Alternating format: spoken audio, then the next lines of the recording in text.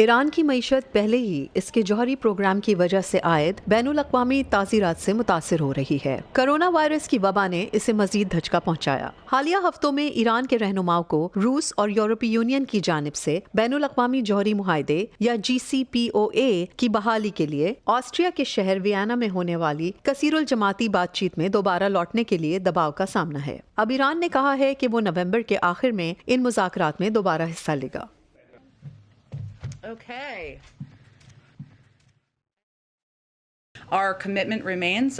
हम किसी सिफारती तरीक़ेकार पर गामज़न रहने के बारे में बदस्तूर पुरअज़्म हैं। मैं ये फैसला मुज़ाकरातकारों पर छोड़ती हूँ कि वो बातचीत का अगला दौर कब शुरू करते हैं। इस मामले में हमारा तरीक़ेकार इस बात पर मुनहसर है कि एक दूसरे की शराइत को किस हद तक कबूल किया जाता है, और अब हम इसे यूरोपियंस और दूसरे मुज़ाकरातकारों पर छोड़ते हैं कि वो इसका तयन करें कि अगला कदम कब उठाया जाएगा। वाशिंगटन के तहकीकी इदारे अटलांटिक काउंसिल की बारबरा सेल्वन कहती हैं कि ऐसी किसी भी बातचीत से फौरी नताइज की उम्मीद नहीं रखनी चाहिए।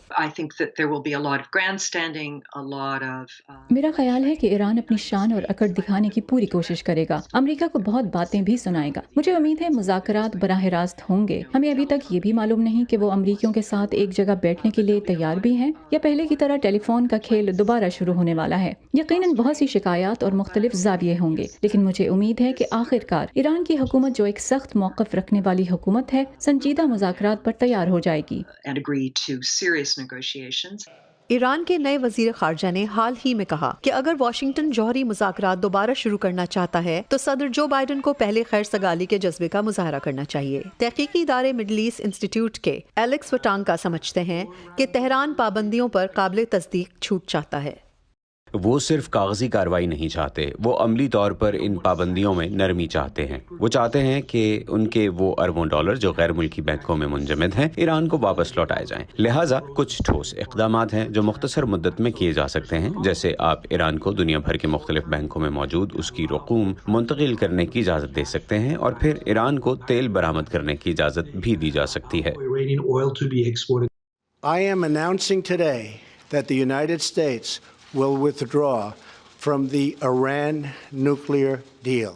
साबिक अमरीकी सदर डोनाल्ड ट्रंप ने मई 2018 में यकतरफा तौर पर अमरीका को ईरान के साथ इस जौहरी मुआहदे से निकाल लिया था, जो 2015 में किया गया था। ज्यादातर रिपब्लिकन कानून साजों का अब भी ये ख्याल है कि ईरान जौहरी मुआहदा एक गलती थी और अमरीका को तेहरान पर एतमाद नहीं करना चाहिए, और ये बात ईरान के लिए बाइस तशवीश है।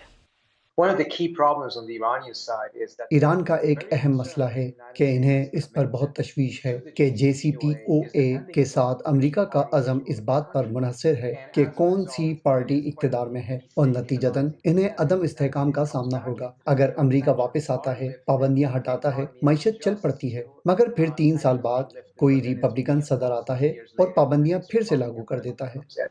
ज्यादातर माहिरीन इस बात पर मुत्तफिक हैं कि तेहरान को इस जौहरी मुआहदे के दोबारा मुकम्मल तौर पर फाल होने की अशद ज़रूरत है, ताकि वो दुनिया के साथ दोबारा तिजारत शुरू कर सके और सरमायाकारों का इसकी मईशत पर एतमाद बहाल हो सके, ताकि मईशत बेहतरी की राह पर गामजन हो सके।